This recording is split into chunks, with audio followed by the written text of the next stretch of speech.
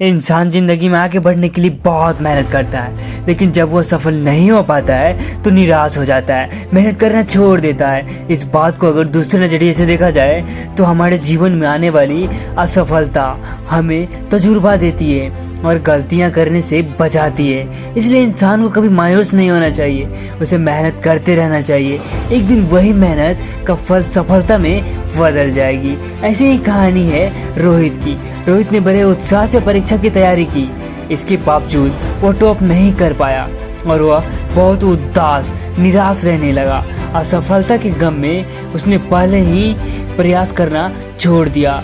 रोहित की इस परेशानी का पता जब उसके अध्यापक को पता लगा, जो उसके मार्गदर्शक थे, तो उन्होंने एक दिन उसे अपने घर बुलाया। उन्होंने रोहित से परेशानी की वजह पूछी।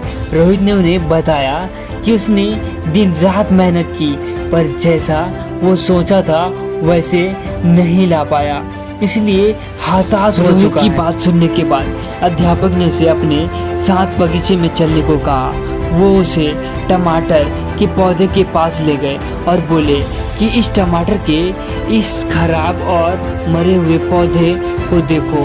जब मैंने इस पौधे को बोया था तो मैंने इसे समय समय पर पानी, समय समय पर दवा, सब कुछ खाद भी डाली, कीटनाशक का छिड़काव भी किया, पर फिर भी यह खराब हो गया।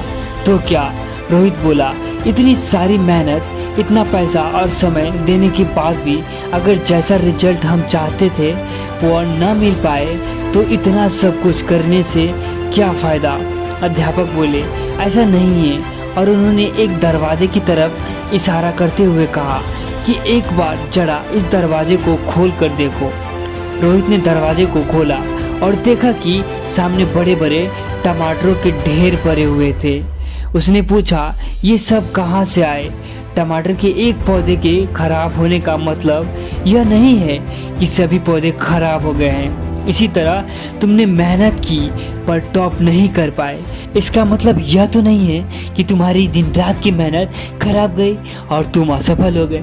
परीक्षा देते समय कई चीज़ें मायने रखती है, जिसमें लिखने की स्पीड, तबीयत, मनोस्थिति और भी बहुत कुछ, जो सिर्फ मेहनत का पैमाना नहीं है। जो तुमने सीखा वो जिंदगी के हर मोड़ पर काम आए। मेहनत करने के बावजूद मनचाहा फल ना मिलने का मतलब यह नहीं है कि आप असफल हो गए हो, इसका मतलब है कि आपने सफलता तक पहुंचने की एक और सीढ़ी चढ़ी है।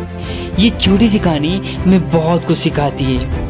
आज हार हुई है तो कल जीत भी हो सकती है। हार के गम में सुधार की कोशिश छोड़ देना समझदारी नहीं होती है। समझदारी होती है हमारी अपनी कमियों को ढूंढकर उसे समाप्त करना।